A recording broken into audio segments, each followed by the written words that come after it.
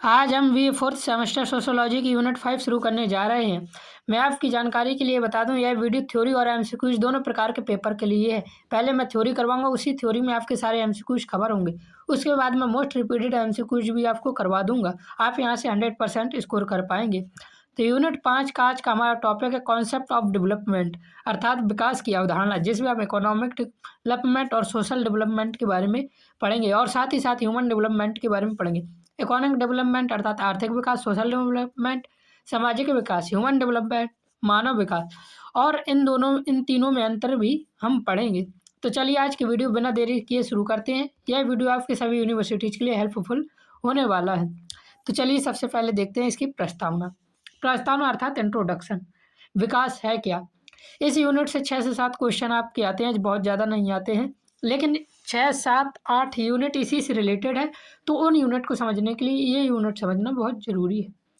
समाज में विकास की अवधारणा को समझने के लिए यह जानना आवश्यक है कि विकास केवल आर्थिक वृद्धि तक सीमित नहीं है, बल्कि यह मानव जीवन के समग्र सुधार से जुड़ा होता है। तो विकास का अर्थ केवल आर्थिक वृद्धि नहीं है, यह मानव जीवन के विकास जैसे कि शिक्षा, रोजगार, इन चीज़ों से भी जुड़ा होता है। प्रारंभिक समय में विकास को मुख्यतः आर्थिक वृद्धि के रूप में ही देखा जाता था, जहां जीडीपी और आय में वृद्धि को ही प्रगति का मापदंड माना जाता था। परंतु धीरे धीरे यह स्पष्ट हुआ कि केवल आय में वृद्धि होने से समाज का वास्तविक विकास संभव नहीं है, और इसी वजह से आज हम विकास की मूल धारणाओं को समझेंगे। इसके इंपॉर्टेंट एमसीक्यू कैसे पूछे जाते हैं वो भी मैंने लिए हुए हैं, जो कि आपके एग्जाम में डायरेक्ट फंसेंगे, इसलिए वीडियो को अंत तक जरूर देखें। वीडियो पसंद आए तो लाइक जरूर करना। विकास की अवधारणा, कॉन्सेप्ट ऑफ डेवलपमेंट। विकास का अर्थ जीवन स्तर में सुधार और समाज में सकारात्मक परिवर्तन से, अर्थात विकास का अर्थ केवल आर्थिक संबंध से नहीं, बल्कि जीवन स्तर में सुधार और उसके जीवन में समाज सकारात्मक परिवर्तन क्या पड़ा इससे है। विकास से स्थिरता नहीं बल्कि परिवर्तन और प्रगति की प्रक्रिया है। तो विकास स्थिर नहीं है, यह परिवर्तित है, प्रगति की प्रक्रिया है। यह एक बहुआयामी अवधारणा है जिसमें आर्थिक, सामाजिक और राजनीतिक सभी पहलू शामिल हैं। जब इस विकास को आर्थिक दृष्टि से समझा जाता है तो यह विशेष रूप से निम्न रूप में सामने आता है। अब देखेंगे सबसे पहले आर्थिक विकास, इकोनॉमिक डेवलपमेंट। यहीं से आपके एमसीक्यूज बनना शुरू हो जाते हैं। आर्थिक विकास का संबंध उत्पादन, आय और संसाधनों की वृद्धि से होता है। तो आर्थिक विकास का किससे संबंध होता है? उत्पादन से, आय और संसाधनों की वृद्धि से होता है, याद रखना। इसमें मुख्यतः जीडीपी और प्रति व्यक्ति आय द्वारा मापा जाता है। तो आर्थिक विकास को कैसे मापा जाता है? याद रखना, जीडीपी और प्रति व्यक्ति आय से ही आर्थिक विकास को नापा जाता है। निवेश और औद्योगिकीकरण इसके प्रमुख साधन है। तो आर्थिक विकास के प्रमुख साधन क्या क्या है? निवेश है और औद्योगिकीकरण है, क्योंकि ये उत्पादन और रोजगार दोनों को बढ़ाते हैं। आर्थिक विकास में संरचनात्मक परिवर्तन भी शामिल होता है, जिससे अर्थव्यवस्था कृषि से उद्योग और सेवा क्षेत्र की ओर बढ़ती है। लेकिन विकास केवल आर्थिक पहलू तक सीमित नहीं रहता, इसलिए इसे सामाजिक दृष्टिकोण से भी समझना आवश्यक हो जाता है। सामाजिक विकास अब क्या है? Social development. जब हम तीनों विकासों को पढ़ लेंगे उसके बाद हम एमसीक्यूज जो रिपीटेड है वो दिखाएंगे आपको। सामाजिक विकास का मुख्य उद्देश्य जीवन की गुणवत्ता में सुधार करना है। इसमें शिक्षा, स्वास्थ्य, समानता और सामाजिक न्याय शामिल होते हैं। तो सामाजिक विकास में क्या क्या शामिल होता है? शिक्षा, स्वास्थ्य, समानता और सामाजिक न्याय शामिल होता है। यह सुनिश्चित करता है कि समाज के सभी वर्गों को समान अवसर प्राप्त हो और असमानता को कम किया जा सके। यही से स्पष्ट होता है कि आर्थिक वृद्धि और विकास दोनों एक जैसे नहीं है। आर्थिक वृद्धि को ही विकास हम नहीं कह सकते, आर्थिक वृद्धि के साथ साथ हमारा सामाजिक विकास भी होना चाहिए। इसी संदर्भ में हम आर्थिक वृद्धि और विकास में थोड़ा सा अंतर देखते हैं। आर्थिक वृद्धि मात्रात्मक होती है, जिसमें केवल आय उत्पादन की वृद्धि शामिल होती है, जबकि विकास गुणात्मक और व्यापक होते हैं, जिसमें जीवन स्तर, शिक्षा, स्वास्थ्य और समानता भी शामिल होते हैं।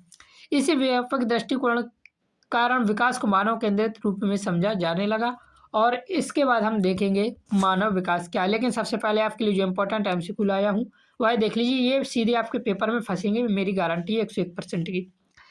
विकास का मुख्य अर्थ क्या है? तो विकास का मुख्य अर्थ केवल आय में वृद्धि, जीवन स्तर में सुधार, केवल उत्पादन, केवल जीडीपी। तो जिसमें केवल केवल हो वो तो है ही नहीं। तो जीवन स्तर में सुधार होना ही अच्छा और वास्तविक विकास है।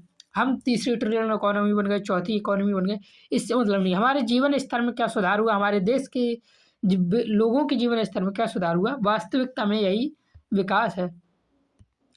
विकास किस प्रकार की अवधारणा है? तो विकास एक बहुआयामी अवधारणा है, मैंने ये आपको बताया था। अब देखिए, अगला प्रश्न दिया, आर्थिक विकास को किससे मापा जाता है? तो आर्थिक विकास को जीडीपी और प्रति व्यक्ति आय से मापा जाता है। शिक्षा, स्वास्थ्य और सांस्कृतिक सामाजिक विकास के उदाहरण है। अब आगे देखिए, जो रिपीटेड क्वेश्चन है ये क्वेश्चन सारे आपके पेपर में आने के बहुत ज़्यादा चांस है, हाईली चांस है। आर्थिक विकास में संरचनात्मक परिवर्तन का अर्थ क्या है? कृषि से उद्योग की ओर परिवर्तन ही आर्थिक विकास में संरचनात्मक परिवर्तन का अर्थ है। ये भी मैंने आपको बताया था। फिर एक और रिपीटेड क्वेश्चन आता है, सामाजिक विकास का मुख्य उद्देश्य क्या है? तो सामाजिक विकास का मुख्य उद्देश्य है जीवन गुणवत्ता में सुधारना, ही सामाजिक विकास का मुख्य उद्देश्य है। यहाँ से एमसीक्यूज आपके पेपर में थोड़ी 7-8 एमसीक्यूज पूछे जाएंगे, जितने मैं बताऊंगा उनमें से 6-7 ही फंसेंगे आपको। और लेकिन इस यूनिट से आपकी अगली यूनिट मजबूत होगी और अगली यूनिट से कम आपसे 12 से 13 एमसीक्यू पूछे जाते हैं, इसलिए इस यूनिट को अच्छी तरीके से कंप्लीट जरूर करना। अगला एमसीक्यू ये मैंने मोस्ट रिपीटेड लिए हुए हैं। आर्थिक वृद्धि किस प्रकार की होती है? आर्थिक वृद्धि मात्रात्मक होती है, अर्थात संख्या के आधार पर आर्थिक वृद्धि होती है। विकास किस प्रकार का होता है? तो विकास गुणात्मक और व्यापक होता है। अब हम समझेंगे ह्यूमन डेवलपमेंट। अब हमने डेवलपमेंट समझ लिया, ह्यूमन डेवलपमेंट समझेंगे। मानव विकास का अर्थ लोगों के जीवन में विकल्पों और अवसरों का विस्तार करना है। इसमें इसका केंद्र व्यक्ति होता है। तो मानव विकास का केंद्र कौन होता है? तो व्यक्ति होता है। इसका क्या है? लोगों के जीवन में विकल्पों और अवसरों का विस्तार करना मानव विकास का अर्थ है। ये क्वेश्चन ज़्यादा पूछा जाता है। अमर्त्य सेन के अनुसार विकास का अर्थ स्वतंत्रताओं का विस्तार है। याद रखना किसने कहा था? तो याद रखना अमर्त्य सेन ने कहा था विकास का अर्थ स्वतंत्रताओं का विस्तार है, जहाँ शिक्षा, स्वास्थ्य और भागीदारी महत्वपूर्ण भूमिका निभाते हैं। मानव विकास को नापने के लिए विशेष सूचकांक का उपयोग किया जाता है। अब मानव विकास कितना हुआ है इसके लिए कुछ सूचकांक उपयोग किए जाते हैं, उनके बारे में हम पढ़ेंगे। पहला ह्यूमन डेवलपमेंट इंडेक्स, मानव विकास सूचकांक, HDI शॉर्ट में कहते हैं। HDI की शुरुआत 1990 में हुई थी। इसे UNDP द्वारा प्रकाशित किया जाता है। UNDP का फुल फॉर्म याद रखना, कभी कभी पूछ लिया जाता है। तो UNDP का फुल फॉर्म है यूनाइटेड नेशन डेवलपमेंट प्रोग्राम। संयुक्त राष्ट्र की यह एक प्रमुख एजेंसी है। इसका उद्देश्य क्या है? गरीबी को खत्म करना, असमानता कम करना और सतत विकास को बढ़ावा देना है और देश को विकास योजनाओं में सहायता देना है। यह UNDP का उद्देश्य है और इसके द्वारा प्रकाशित की गई थी HDI की शुरुआत। HDI का फुल फॉर्म क्या है? ह्यूमन डेवलपमेंट इंडेक्स है। यह एक सूचकांक है जिसे कौन बनाया था? UNDP बनाया था। यह एक किसी देश के विकास स्तर को मापने के लिए होता है। HDI 3 चीज़ों पर निर्भर करता है, याद रखना। इसके कौन कौन से मुख्य घटक होते हैं? स्वास्थ्य, लाइफ एक्सपेक्टेंसी, शिक्षा एजुकेशन और आय पर कैपिटा इनकम क्या है, ये होती है। और इसका मान 0 से 1 के बीच होता है। अब 0 से 1 के बीच होने का मतलब क्या है? तो देखिए, जो इसका मान होता है यह विकास को समझाता है। अगर 0 के पास है, जैसे 0.2 या 0.3 है HDI, तो इसका मतलब है बहुत कम विकास हुआ है, लो डेवलपमेंट।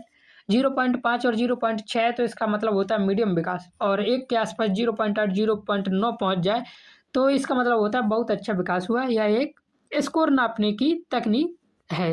अर्थात यह तो सबसे पहले याद रखना HDI की शुरुआत कब हुई थी? तो 1990 में हुई। HDI का फुल फॉर्म क्या है? ह्यूमन डेवलपमेंट इंडेक्स है। और यह किसके द्वारा प्रकाशित की जाती है? तो UNDP के द्वारा प्रकाशित की जाती है। UNDP का फुल नाम क्या है? तो यूनाइटेड नेशन डेवलपमेंट प्रोग्राम है। और इसका मुख्य घटक कौन कौन से है? तो स्वास्थ्य, शिक्षा और आय है। इसका मान 0 से 1 के बीच होता है। तो ये चीज़ें याद रखना। अन्य सूचकांक भी आए हैं, जैसे GDI, IHDI और सोशल कैपिटल। GDI लैंगिक समानता को दर्शाता है, जैसे HDI हमारे विकास को। IHDI असमानता के प्रभाव को दिखाता है, ये माप है। और सामाजिक पूंजी सामाजिक संबंधों और विश्वासों को दर्शाती है। तो याद रखना GDI किसको दर्शाता है? लैंगिक समानता को। IHDI असमानता को। और सामाजिक पूंजी सामाजिक संबंधों और विश्वासों को दर्शाती है। अब देखते हैं लैंगिक समानता और विकास क्या है। लैंगिक समानता विकास को सीमित असमानता विकास को सीमित करती है, जबकि समान अवसर विकास को समावेशी बनाते हैं। विकास को केवल वर्तमान तक सीमित नहीं रखा जा सकता, इसमें भविष्य को ध्यान में रखना ही भी आवश्यक होता है। और भविष्य को ध्यान में रखकर आज जो विकास किया जा रहा है उसे कहते हैं सतत विकास, सस्टेनेबल डेवलपमेंट। सतत विकास यहाँ से बार बार MCQ आया हुआ है। वर्तमान आवश्यकताओं की पूर्ति करते हुए भविष्य की पीढ़ियों की आवश्यकताओं को सुरक्षित रखना ही सतत विकास है। इसके 3 आयाम होते हैं, आर्थिक, सामाजिक और पर्यावरण। अर्थात आर्थिक विकास हो, सामाजिक विकास हो और पर्यावरण को ध्यान में रखकर हो। इसका साथ यह भी आवश्यक है कि विकास के लाभ सभी तक पहुँचे। समावेशी विकास का मतलब है कि उस विकास का लाभ सभी तक पहुँचे, तो उसे क्या कहते हैं? समावेशी विकास कहते हैं। समावेशी विकास का उद्देश्य है सुनिश्चित करना है कि विकास के लाभ समाज के हर वर्ग तक पहुँचे, चाहे वह गरीब वर्ग हो, अमीर वर्ग हो या मध्यम वर्ग हो। विकास को प्रभावी बनाने के लिए लोगों की भागीदारी भी आवश्यक है। यहाँ से देखिए मानव विकास का मुख्य केंद्र क्या है? ये इंपॉर्टेंट एमसीक्यूज हैं जो रिपीट हुए हैं आज तक बार बार। तो मानव विकास का मुख्य केंद्र मानव ही होगा, अर्थात व्यक्ति है। तो यहाँ से देखिए जो मैंने आपसे कहा था, विकास को स्वतंत्रता का विस्तार किसने कहा? तो विकास को स्वतंत्रता का विस्तार कहा है अमर्त्य सेन ने। अब यहाँ से दूसरा इंपॉर्टेंट एमसीक्यू आ जाता है, एचडीआई की शुरुआत कब हुई थी? तो याद रखना एचडीआई की शुरुआत मैंने आपको बताया था 1990 में एचडीआई की शुरुआत हुई थी। एचडीआई किस संस्था द्वारा प्रकाशित किया जाता है? तो यूएनडीपी द्वारा प्रकाशित किया जाता है। एचडीआई के घटक कौन कौन से? तो एचडीआई के घटक हैं स्वास्थ्य, शिक्षा और आय, ये याद रखना। फिर अगला इंपॉर्टेंट एमसीक्यूज है, ये सारे इंपॉर्टेंट ही एमसीक्यूज हैं जो बार बार पेपर में रिपीट हुए हैं। एचडीआई का मान किसके बीच होता है? तो एचडीआई का मान 0 से 1 के बीच होता है। और कितने का मतलब क्या होता है मैंने ये भी आपको बताया था। जीडीआई किससे संबंधित है? तो जीडीआई लैंगिक समानता से संबंधित है। फिर दूसरा इंपॉर्टेंट एमसीक्यू है, आईएचडीआई क्या दर्शाता है? तो आईएचडीआई असमानता का प्रभाव दर्शाता है। ये रिपीटेड एमसीक्यू याद रखना, स्क्रीनशॉट ले लेना। या पीडीएफ के लिए मैं आपको आखिरी में बता दूंगा, या मैंने पहले वीडियो बना चुका हूँ, आपको पीडीएफ कैसे मिलेगा देख सकते हैं।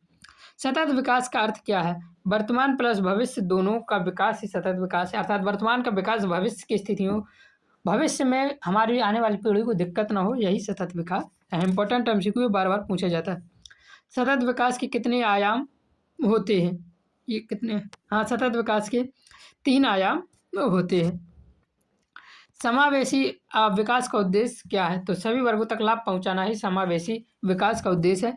ये एमसीक्यू रट लेना, एकदम पेपर में आएंगे ही, इन्हीं से आएंगे। 6-7 एमसीक्यू पूछे जाएंगे इस यूनिट से, 6 के 7 यूनिट इसी से फंस जाएंगे आपके। लोग निर्णय प्रक्रिया, हाँ, सहभागिता का महत्व क्या है? लोग निर्णय प्रक्रिया में शामिल होते हैं तो विकास अधिक लोकतांत्रिक और सफल बनता है। कोई भी निर्णय प्रक्रिया हो उसमें लोग अपनी सहभागिता दिखाएं, अपना भाग लें, तो उससे क्या होता है? विकास अधिक लोकतांत्रिक होता है। अतः यह स्पष्ट है कि विकास केवल आर्थिक वृद्धि नहीं बल्कि यह मानव जीवन की गुणवत्ता, समानता और अवसरों को विस्तार से जुड़ी एक निरंतर और व्यापक प्रक्रिया है।